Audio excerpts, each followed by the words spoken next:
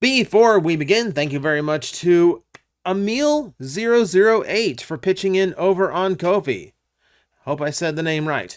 But thank you very much for the support. Emil writes, man, I just want Hasbro or someone crazy enough in third party to repaint a G2 Prime into Tomy G2 Laser Magnus.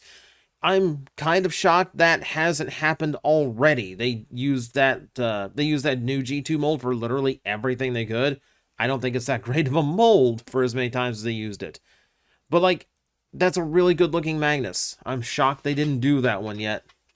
But regardless, thank you very much for the support. If you would like to leave just a one-time tip, if you like what I'm doing here and want to see it continue, you can find a Ko-fi link in the description below. All the support helps keep the channel going. I do thank everyone. So, Takara made an announcement last night that kind of threw everything off. So, as we kind of sit here waiting for some of these rumored missing links to drop, out of nowhere, we get a teaser for what seems to be Missing Link Ironhide. Except not. So, we're going to talk about this in a bit, but let's lay down some establishing ground, okay? Just for the people who aren't paying attention to Missing Link, who might just be looking at this and going like, wait, what? Okay, so, to this point, Missing Link has had 3 really, really cool attributes to it and 3 really cool avenues. Number 1 is giving us articulated G1 figures, and of course that's the goal of the entirety of the line. But that novelty, that fun and enjoyment of having like the classic characters like Optimus Prime actually moving and articulating the way you wished they always could is a phenomenal thing to have. It gives you that nice nostalgia scratch in your brain, but it also gives you something fresh and new. And it's like, especially if you had any of these toys as a kid going like, this is how I wished they always moved. This is what I wish they always did. We can finally do that now thanks to this toy line, and that's a fantastic thing about it. Second big advantage to it, we get to have reissues of G1 characters that otherwise don't exist. So there's a lot of molds from the original G1 run that just do not exist anymore, and not all of them are practical enough to make brand new molds. So if you look at the recent reissues over the last few years, they kind of fall into this same vein, right? You know, we get like a Blaster, a Perceptor, the Insecticons, but like a lot of the more popular ones from back in the day, you know, your Prowls, your Ironhides, your Trailbreakers and Hoists and Infernos, all of those went away. And they went away because the molds have suffered so long through degradation, they're not viable anymore, but the characters themselves are not a big enough deal to make a brand new mold for the G1 parts. So they just kind of go away. Well, there's also those molds that they've never been able to reissue. Sunstreaker is not only a character that's incredibly important to Transformers history, he is the very first toy designed that would become a Transformer. No, it also is a toy we no longer have the mold for. It is either lost under literally thousands of tons of steel from other molds at the bottom of a pile in a factory or warehouse somewhere in China right now, or for all we know, it's being used as ballast in a ship somewhere. That's possible too. And that list goes on. The same reason we don't have Dinobot reissues at any point. Same reason, same reason characters like Wheeljack have not been reissued. Those molds just don't exist. So now, instead of spending everything they would cost to make a brand new mold from the ground up the way it originally was, we get the Missing Link that does the nostalgia, but also has the modern functionality. Because why would you do both if you could just get everything you want out of the one? And then was the really fun one. The really fun benefit of Missing Link is to actually follow the name. Create the Missing Links. G1 RC is now a thing as a toy thanks to this line, based on the prototype that we'd seen forever. I just recently bought the pink RC, after toiling with it for like literally months, which one I wanted. The one that was the prototype that I've been seeing for years, or the one that looks like the character from the cartoon. My conclusion was they would eventually have switched the colors up. It wouldn't have been orange when it hit retail. You know what threw me off is the head change, because I don't think they would have resculpted the head, but I do think they would have redone the colors. But that's all my personal aside, but there's very few characters in G1 that never got a toy, so you're looking at like DevCon, Alpha Trion as possibilities, Dion and Orion Pax if you really want to dig. But in this regard, yeah, you have some really cool options. But now we have added a brand new dynamic to this toy line. Let's take a look at this again. It's Ironhide. It's unmistakably Ironhide from that head sculpt and from certain aspects that we can see, like the front end of the vehicle making the chest. However, it is definitely not the G1 Ironhide that we are familiar with. For the first time, Missing Link has shown us what seems to be a completely 100% from the ground up original toy, not mimicking the design from the original G1 run. Instead, they have done this super fascinating thing. I'm imagining the mental gymnastics that this took. So, someone at Takara had to come up with a completely new design for Ironhide's original toy that feels like the other toys from the 1984 run. In other words, designed like the other car robots would have been designed in the early 80s. And then, after designing how he would have looked if he had been designed like the rest of the line, then we add the articulation to him to make him feel modern. It's a very slippery slope here, so they could really botch this up by making it feel like the way a modern Transformer would transform. Like if there's too much reliance on panels, if there's like double hinged things the original G1 line just did not use in 84. So I'm really curious how they actually did this.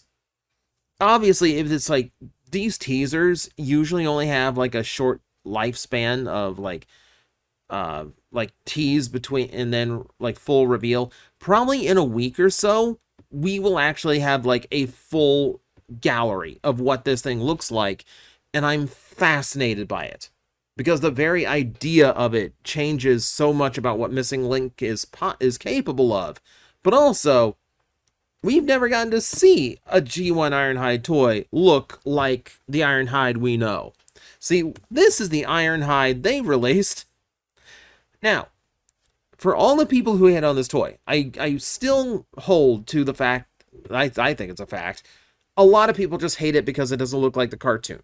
Because, frankly, it's drastically different. But that's the cartoon's fault. That's not the toy's fault that Sunbow changed the design so dramatically. This toy is actually really good, especially for the time it came out in. Functionally does everything that a normal Transformer does. Firing missiles, basic articulation, but this is the only standard-sized Transformer back in the day that had like this full battle station play pattern that otherwise you had to buy a full expensive Optimus Prime to get. So either, if you're a little kid in 1984, you either had this or you had to save up for months to get that big Optimus Prime instead in order to get that style of play value. This gave you variety. This gave you variety in the 84 toy line, and I think it's all the better for it. It is a good toy despite what a lot of people would make you believe. I also just want to point out he's holding the gun from the battle station mode. That's actually a cool little bonus. Again, I can't wait to see what that looks like. I'm a little bit disappointed in that I honestly was hoping that Takara actually had the balls to do this design with full articulation. I don't think anyone is going to mind that this was not done the same way as the other Missing Links. But I do think this is going to open up a lot of discussion as to what else they could possibly do.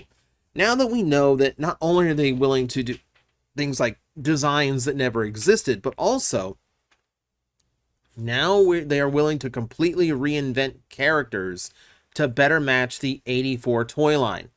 This opens up more possibilities. So Who else is so off model in the original G1 cartoon that it would warrant a completely new toy come Missing Link's turn to do them? And admittedly, it's not a long line. It's not a very long line, and frankly, a lot of it can be done with modifications rather than just like full-on redos of the toy. For instance, Trailbreaker came to mind. His animation model is fairly different from how the final toy looked. You know, the final toy has like those gigantic panels behind the arms, the big pot belly that the character in the cartoon does not have. You know, they basically cleaned up his robot mode a lot. I think you could potentially do that, but you could also potentially just do it with like modifying the engineering on this one to just tuck in more or fold up the panels behind his shoulders, something. You could do something to make him more screen accurate without a full redo, but I do think this is close to a candidate. Something else close to being a candidate, that would be Reflector.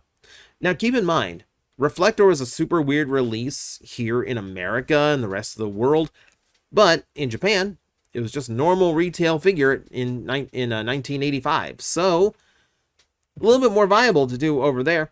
This is one where, yeah, like, one of them kind of looks like the animation model, and then the other two really don't. So, a redo of these would be great. I feel like what you would do is this you could potentially do a full redo to make them more screen accurate. What you're more likely to see is all of these designs elements retooled to match as an alternate. So you would have like a toy accurate version, and then you would have a completely like a retool for cartoon accurate. So they would all have the same head. You would see new torsos for I can never remember which Reflector is which. I wanted to say Spectro and Spyglass, or Spyglass and Viewfinder. I can't remember which one the middle one is. Doesn't matter right now. Point is, if you're gonna like, Reflector is absolutely one of those where, like, yeah, those bots look nothing like he does in the show. I could imagine them doing full-on redos if they also did a show accurate one or a toy accurate one like this. Like, reimagining might also be how we get some figures that are otherwise not possible to modernize. You know, like, one of the struggles would be something like a Starscream without part forming, and that basically comes down to the hands. Now, I'm only bringing up this one as a general example, because honestly, I don't think you do that with this one. I do think you go, just take the original toy and add articulation to it, even if it means you're going to end up part forming the fists as separate accessories. This is just going to be how it works. In my head, I could kind of imagine how you work fists into this design, but without like staring at this toy for weeks on end, I don't think I could really figure out how to make it happen. The point is, there's a lot that, now that we know they're willing to go to that level of reinvention, it opens up a lot of doors. Now, if we want to talk characters who really could use that, whose toys absolutely do not look like how the rest of the car robot line looks, you have to go to a lot of the characters and toys that were designed outside of car robots that were integrated into the Transformer line. And one of the top candidates, Brawn. Now, granted, when it comes to Missing Link, Brawn is a long way off from getting a figure. I will fully admit that. But Brawn doesn't transform like any of the other mini-bots. He has these tiny little hook robot hands, you know, scrawny little legs. Even if you did do a Missing Link of him, I don't think you'd make a figure that was capable of being a stable transformer. Trying to get those scrawny arms and legs to even like stand up straight without falling over is already difficult. He doesn't have proper feet sculpted in. To try to add like universal hips and ankle tilts and knees to this design would be hysterical. I really feel like if they ended up doing a like mini-bots, Brawn would eventually have a completely new figure. You know, something that looks much closer to animation, boxier arms, boxier legs, something much more akin to how some of the other ones work. That would be my first guess of who else would be redone like this. One of the big ones, you gotta be real here. You gotta be real here, and not because of the gun, not because of the gun. Because yes, this is kind of in the animation model, but really not. Really not. In the head, in like, you know, the roundness of the arms, the thinness of the legs, where the trigger is. There is a lot to this that doesn't ring true to G1 Megatron's iconic imagery. And yes, because this is a Japanese toy line, you could have the gun alt mode, so you could have a proper one, but you know Hasbro would love to do a little bit of history revision and actually have a G1 style tank Megatron just for the sake of being able to sell it. My imagination would say, yes, I wouldn't be shocked to see a tank Megatron imagined and designed as if it had been created for car robots in 1984, 1983 rather. But only if they do the gun Megatron first. They do the gun Megatron first, and I think you can do whatever you want afterwards. If you do want to do some weird, like, G1 Megatron as a tank, you can do that later, and then you can make that one a lot more screen accurate. That would be my best guess as to how to handle that. But that also says, okay, so if we want to do one gun, can we do the other? And that raises an interesting possibility as well. So we know that it's possible for Hasbro and Takara to actually design characters and new toys based off of the ones from G1 that they don't technically own, and it seems to be perfectly okay. We got new Roadbuster, Whirl, and Omega Supreme that way. I know we have an Encore Omega Supreme. Takara bought them. But still, Whirl, Roadbuster from Takatoku, those still count. But we basically just remade those toys already. So could we get away with that for characters like them or Shockwave? Like with the advent of, we're going to redo it to where like it looks the way Takara would have designed it, but it still looks like the character we own? Could you get away with actually giving us, you know, G1 style or G1 style toys of characters they cannot reissue because the molds are owned by a different company? There's another avenue that I really, really like that Missing Link could now take.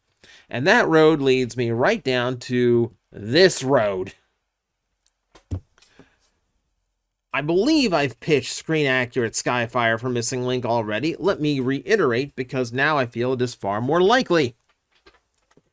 So obviously, like, Japan can't reissue Jetfire. No one can reissue Jetfire unless they work out something really, really good with Macross.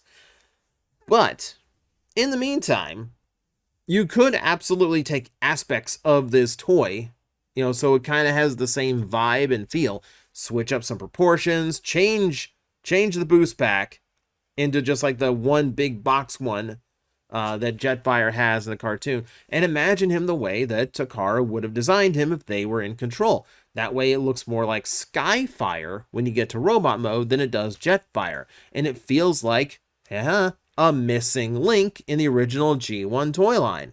That also feels very viable to me, and I would love for that to happen if Missing Link turns out to be successful enough that you can get away with a big figure like that. Because I genuinely feel like they did $200 for the Ultra Magnus. I feel like a Jetfire, a Skyfire rather, would probably run $250, somewhere in that like really big range like that.